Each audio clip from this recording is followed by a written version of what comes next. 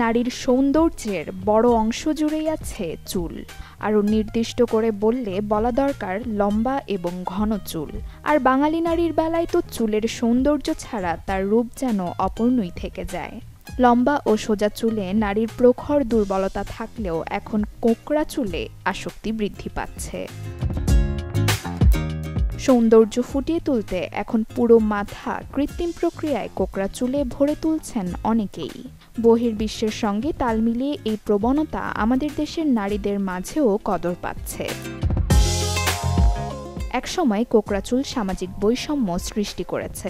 জন্মগতভাবে আফ্রিকানরা কোঁকড়া চুলের অধিকারী হলেও সামাজিক মর্যাদার বিষয়টি বিবেচনায় নিয়ে আফ্রিকান নারীরা কেমিক্যাল ব্যবহার করে চুল সোজা করছেন।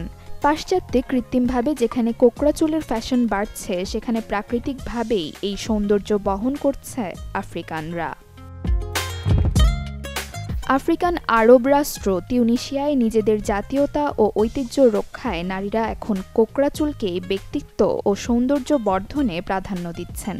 পাশ্চাত্য সৌন্দর্যের মানদণ্ডের চাপেই নিজেদের ঐতিহ্য ভুলতে বসেছিল বলেই মনে করেন তিউনিসিয়ানরা, যা আসলে আদিবাসী ও আফ্রিকান বৈশিষ্ট্য মুছে দিতে চায়। কোঁকড়া চুল সোজা করার প্রক্রিয়ায় রয়েছে স্বাস্থ্য ঝুঁকিও।